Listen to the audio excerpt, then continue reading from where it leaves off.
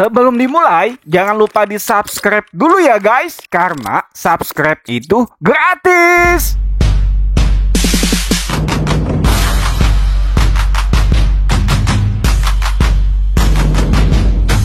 Yo yo yo, balik lagi, liburan lagi. Hello, apa kabar teman-teman semua? Semoga selalu dalam keadaan sehat ya, dan juga dikasih perlindungan buat ngejalanin aktivitas kita seharian. Nah, untuk liburan kita kali ini akan berasa beda banget nih teman-teman, karena kita mau eksplor sebuah masjid yang sudah jadi ikoniknya warga Jawa Barat. Nah, ayo coba tebak siapa yang tahu kira-kira masjid apa ya? Yap, betul, Masjid Al-Jabar nih namanya. Dan buat ke Masjid Al-Jabarnya sendiri gampang kok teman-teman. Tinggal Google Map aja, nanti akan diarahin kok untuk menuju ke masjidnya. Silakan masuk. Silakan masuk. Oh iya, mau cerita sedikit tentang fakta-fakta menarik yang ada di Masjid Al-Jabar kali ini. Yang pertama, kita coba bahas dari luas masjidnya yuk. Untuk Masjid Al-Jabar sendiri, ini luasnya sekitar 10 hektar ya teman-teman, yang mencakup seluruh area kompleks masjid, mulai dari halamannya, parkirannya, sampai fasilitas lainnya. Nah, kalau untuk bangunan utama masjidnya sendiri, itu memiliki luas sekitar 10.000 meter persegi. Jadi kebayangkan gimana luasnya kawasan masjid ini. Fakta menarik yang kedua, Masjid Al-Jabar ini diarsitekin sama Bapak Ridwan Kamil. Jadi bisa dibilang Bapak Ridwan Kamil jadi salah satu orang yang terpenting dalam berdiri megahnya Masjid Al-Jabar ini. Alhamdulillah teman-teman, kita baru sampai di Masjid Al-Jabar. Nah, masjidnya itu ada di sana. Nah, ini ternyata kalau sore rame juga, banyak kayak odong-odong gini. Dedek, jalan-jalan Dedek. Sekarang jalan-jalannya ke masjid ya Dek. Nah, karena tadi kita kebetulan habis dari Sumarekon, terus ternyata dari Sumarekon itu cukup dekat, cuma 9 menit teman-teman, sekitar 3,4 kilo kalau nggak salah.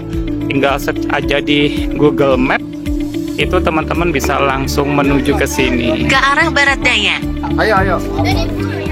Nah, ini masjidnya. Dan di sana untuk parkirannya.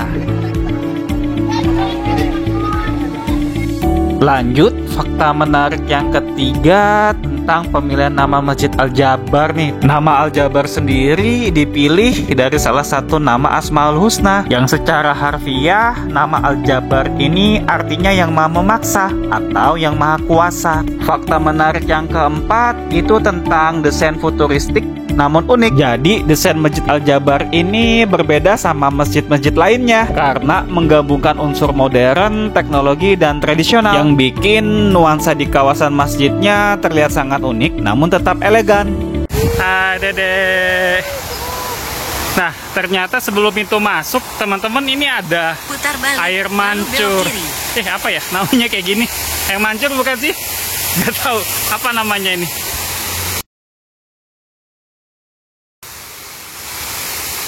Ini bagus sih, kalau teman-teman nyaksiin langsung keren sih ini. Nah, ini untuk pintu gerbangnya, pintu masuk Al-Jabarnya. Di sana view gunung, kelihatan nggak? Nah, ini untuk pintu masuknya. Yuk kita coba lihat dulu. Nah, ini air mancur yang tadi. Nah, pertama kita harus copot dulu, copot sandalnya. Kalau udah masuk ke gerbang ini wajib copot sandal. Terus ini water station di Masjid Raya Al-Jabar. Oh ya, by the way teman-teman, sekarang jam 5:30 sore. Jadi sudah mau menjelang maghrib. Jadi suasananya begini, dan kebetulan di sini agak mendung, kayak sebentar lagi mau hujan teman-teman. Jadi langitnya agak gelap. Ya, dan ini hari Kamis loh. Dan ternyata Kamis rame banget. Banyak anak-anak main. lari-larian di sini. Nah, itu untuk masjid utamanya di sana. Nanti kita coba lihat yuk, sekaligus review tentang tempat wudhunya. Nanti dari tempat wudhunya baru kita lihat kayak gimana kamar mandinya. Yang paling penting nanti salat berjamaah. Fakta menarik lainnya, pembangunan Masjid Al-Jabar di Bandung ini sebenarnya dimulai pada tahun 2017, teman-teman. Dan masjid ini akhirnya diresmikan pada tanggal 30 Oktober 2022 sama Pak Ridwan Kamil yang saat itu lagi menjabat sebagai Gubernur Jawa Barat. Fakta selanjutnya, untuk Masjid Al-Jabar ini bisa menampung kurang lebih 20.000 jamaah. Jadi hal ini yang bikin Masjid Al-Jabar dijadikan sebagai tempat ibadah yang sangat representatif, baik buat sholat berjamaah, acara keagamaan besar, maupun sebagai tempat wisata.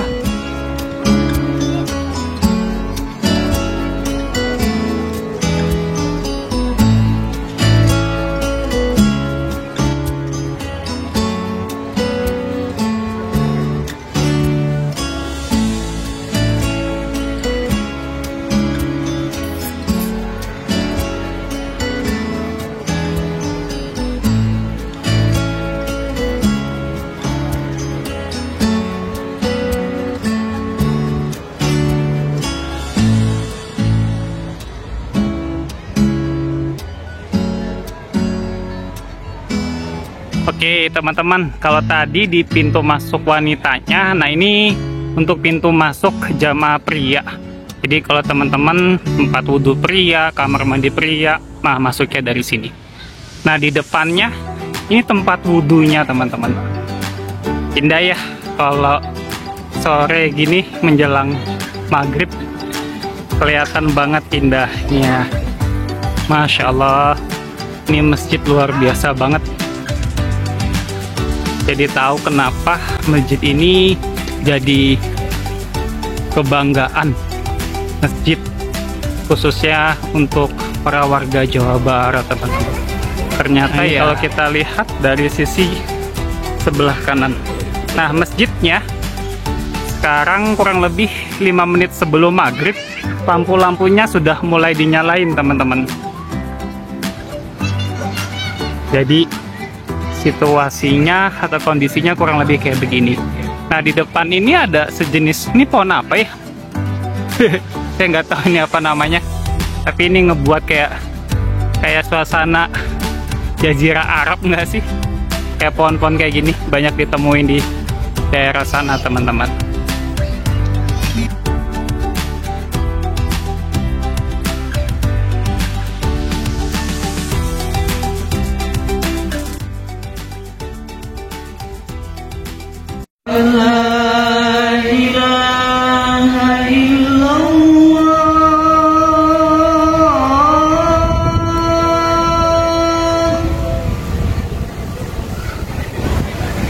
أشهد أن محمدا رسول الله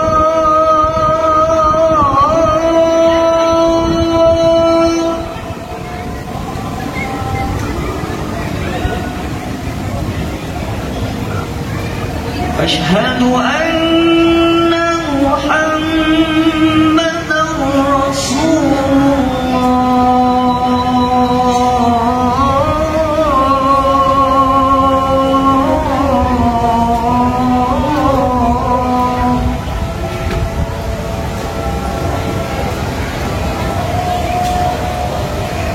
حي على الصلاة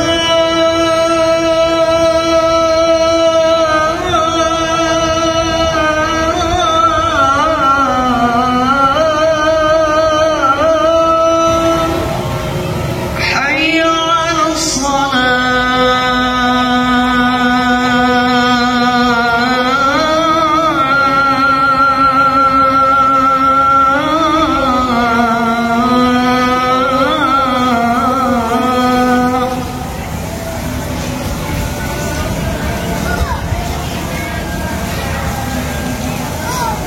حي على الفلاح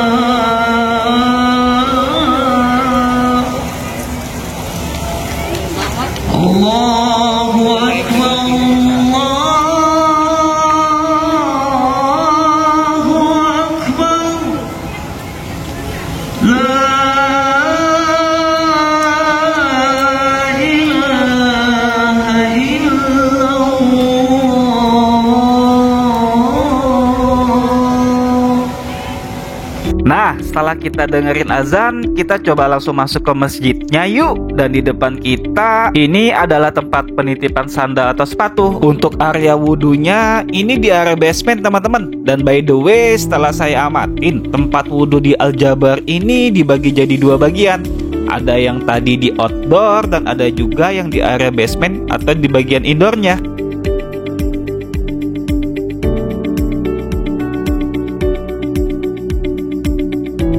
Karena masjid ini dirancang untuk menampung hingga 20.000 jamaah, maka area wudhunya pun juga mampu melayani dalam jumlah yang besar. Jadi teman-teman gak perlu khawatir dan gak perlu antri panjang kalau mau wudhu dalam waktu yang bersamaan. Kesimpulannya, untuk area wudhu Masjid Al-Jabar ini bukan hanya besar dan luas teman-teman, tapi juga bersih dan juga nyaman. Lalu kita coba lihat juga area wudhu untuk teman-teman kita para difabel. Ada dua tempat wudhu yang sudah didesain secara khusus. Jadi emang salut sih sama Bapak Ridwan Kamil yang memperhatikan tempat wudhunya terpisah seperti ini. Di samping tempat wudhu difabel tadi, ini adalah area kamar mandinya. Untuk toiletnya sendiri ini terkesan modern, bersih, nyaman, dan punya banyak fasilitas. Kayak ada cermin dan ada wastafelnya juga.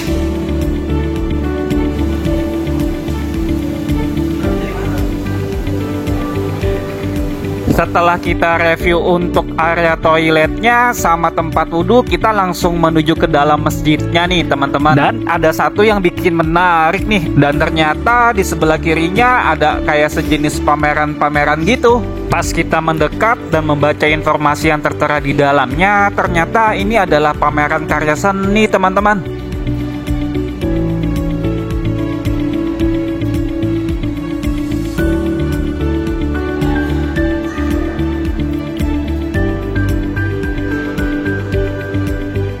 Beres dari pameran, kita lanjut ke lantai atasnya yuk. Dan surprisingly, kesan pertama kali saat kita masuk ke area masjidnya, asli ini mewah dan megah banget teman-teman. Untuk lantainya, Masjid Al-Jabar ini sudah memakai karpet dan didominasi sama karpet warna biru. Interior bangunannya ini sangat modern. Dan ada satu nih yang paling menarik, yaitu dari bagian atapnya. Dari video ini akhirnya saya paham kenapa orang-orang kok pada suka ke Masjid Al-Jabar.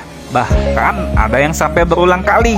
Nah, bagi kalian yang belum pernah sama sekali ke sini, cobain deh dan rasain sensasinya kalau kita bisa sholat berjamaah di salah satu masjid terbesar yang ada di Jawa Barat ini. Asyhadu anna Muhammadan Rasulullah. Hayya 'alas salati, hayya 'alal falah. Qad qamatis salatu, qad qamatis salat. Allahu akbar, Allahu akbar. La ilaha illallah. Setelah selesai sholat, ada satu hal yang menarik yang saya temuin, yaitu tentang rak buku Al-Qurannya yang jumlahnya sih dipastikan ini banyak banget. Dan ini pun hanya baru satu titik penyimpanan ya. Nah, saya nggak tahu tuh total ada berapa titik penyimpanan buku Al-Quran di seluruh Masjid Al-Jabar ini. Ya wajar aja sih, namanya juga masjid terbesar yang bisa menampung sampai 20.000 jamaah. Oke, paling dari kita itu aja nih teman-teman. Review tentang keindahan dan keagungan Masjid Al-Jabar yang ada di Bandung ini. Dari desain arsitekturnya yang futuristik, kubah megah yang menakjubkan, sampai kenyamanan di setiap sudutnya. Jadi masjid ini bukan hanya sekedar tempat ibadah, tapi juga bisa jadi simbol kemajuan, spiritual, dan keindahan. Bagi kalian yang suka sama konten ini, jangan lupa di like, komen, dan di share ya. Jangan lupa juga subscribe channel YouTube kita biar teman-teman gak ketinggalan dapat informasi yang menarik tentang review tempat di konten kita selanjutnya. Semoga videonya bisa bermanfaat. See you next video. Bye bye.